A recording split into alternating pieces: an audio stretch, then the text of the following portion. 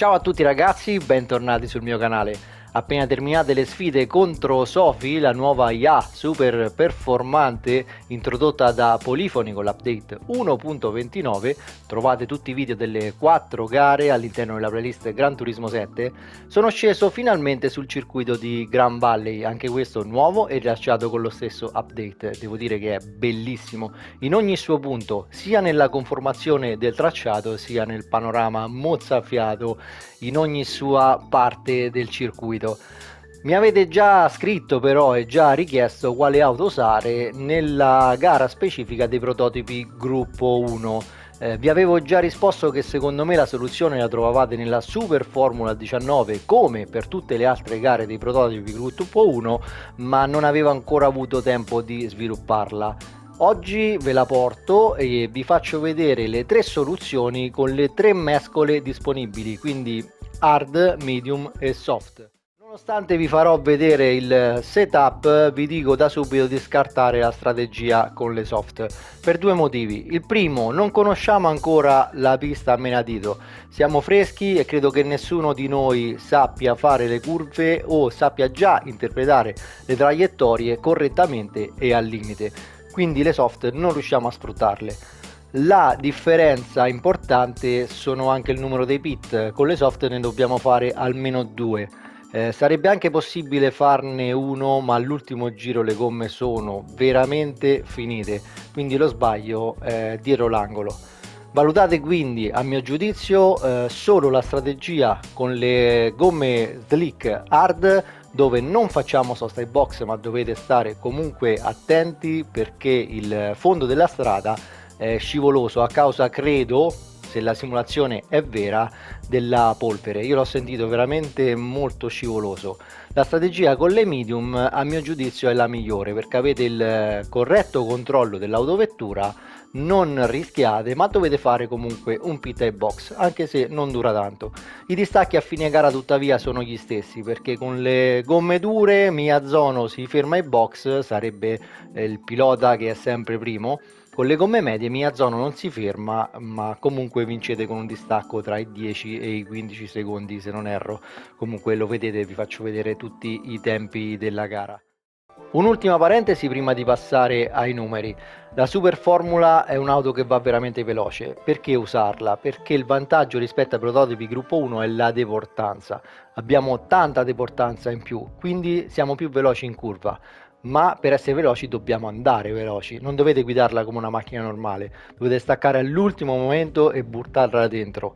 Possibilmente non dovete usare il TCS, questa è un'auto che gira con la trazione.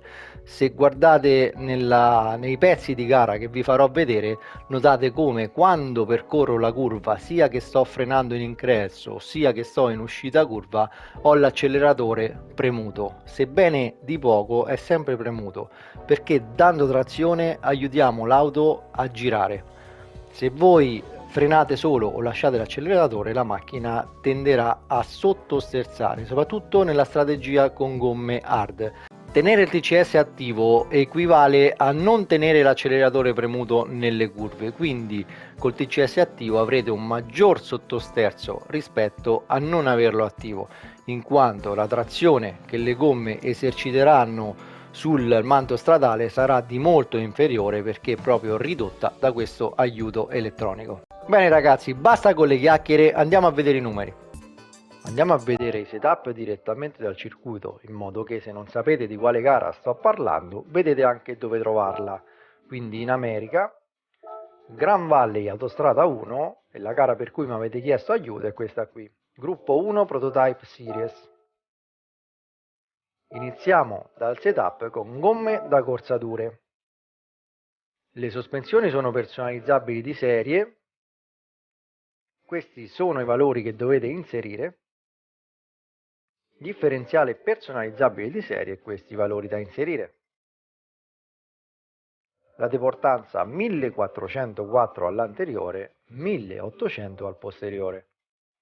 Anche la EQ è personalizzabile di serie e la tenete al 100%. Installate una zavorra, impostatela su 32 kg, posizionata a meno 18, quindi all'anteriore. Limitatore di potenza non è necessario. Il cambio personalizzabile da corsa è già di serie. Impostate la velocità di punta su 310 km/h, passate poi alla regolazione dei rapporti iniziando dal finale, quindi 3.400, regolate poi i singoli rapporti per ottenere questi valori. Installate un sistema anti-lag e impostatelo su debole. Non ci sono altre cose da installare. Per quanto riguarda la strategia gara con gomme da corsa dure, non ci sono sosta ai box, la mappa carburante va settata a 4 per tutta la gara. Passiamo quindi al setting con gomme medie. Quindi gomme da corsa medie, vedete dove è indicato in blu che cosa andare a cambiare rispetto al setup con gomme da corsa dure. Quindi la deportanza va abbassata a 1400, la zavorra va portata a 67 kg e posizionata a meno 17. Nessun altro cambio da fare. La strategia qui è mappa carburante a 1 e una sosta ai box al termine del quinto giro, quindi a metà gara. Cambiate le gomme e rifornite il carburante necessario. Passiamo alla strategia, al setup, scusate, con gomme soft. Cambiano sempre solo questi parametri, ovvero la deportanza 1402, regolazione di potenza 94, 77 la zavorra posizionata a meno 15.